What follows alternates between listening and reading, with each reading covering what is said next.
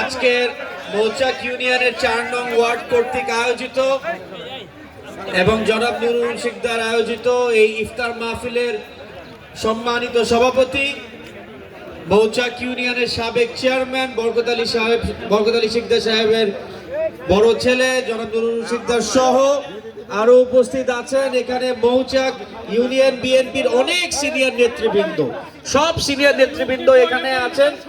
এখানে আদালি মেম্বার, সবুর মেম্বার, আমাদের বেলায়েত সহ অ্যাডভোকেট কামরুল সহ আরো অনেক নেতৃবৃন্দ এখানে আছে, রফিক মোল্লা, মুরাদ বকশি, জলিল মন্ডল, সকলকে আমি সালাম জানাচ্ছি এবং সকলকে দেখে আমার খুব ভালো লাগছে। আজকে আপনাদের সামনে দীর্ঘ 17 বছর পর বক্তব্য রাখতে পেরে নিজেকে খুব গর্বিত বরণ করছি। কারণ আমি আজকে যে বাড়িতে এসেছি সেই বরকত আলী শিকদারকে আমার পিতা চৌধুরী তানভীর আহমেদ সিদ্দিকী সাহেব নিজের পরিবারের মানুষ মনে করতেন এবং ওনার সাথে ওনার দীর্ঘ অনেক বছরের সেই সম্পর্ক।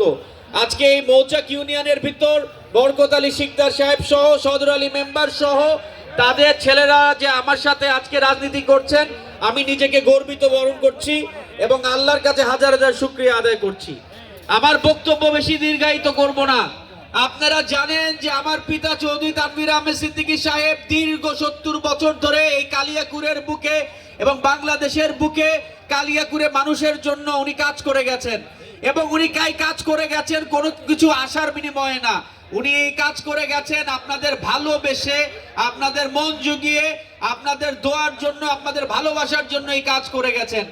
এবং সেই সাথে আমি বলতে চাই উনি দীর্ঘ 70 বছর ধরে যে কাজ করে গেছেন আপনাদের জন্য, আমি সেই কাজ আরো এগিয়ে নিতে চাই।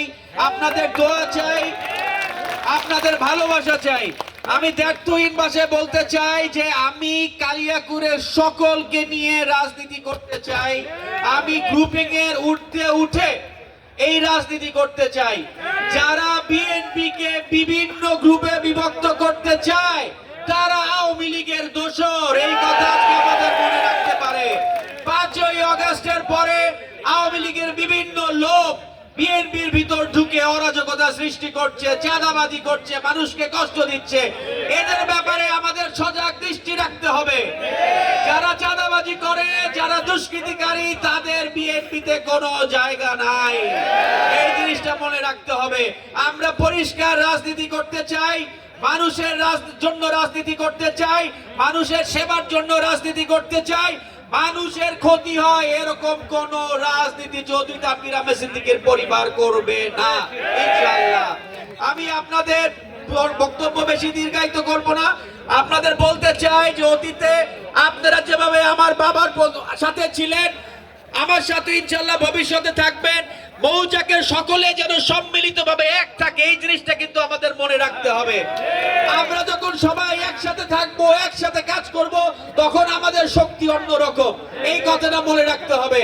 আমরা একসাথে কাজ করব, একসাথে থাকবো, আমরা জনাব তারেক রহমান সাহেবের হাতকে শক্তিশালী করার চেষ্টা করব ইনশাআল্লাহ।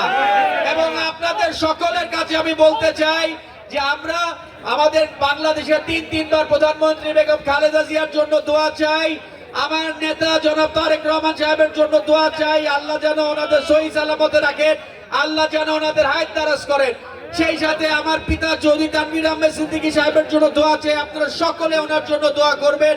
আপনারা বাংলাদেশের সকল মানুষের জন্য দোয়া করবেন। বাংলাদেশে আবার বিভাজনের রাজনীতি শুরু হয়েছে।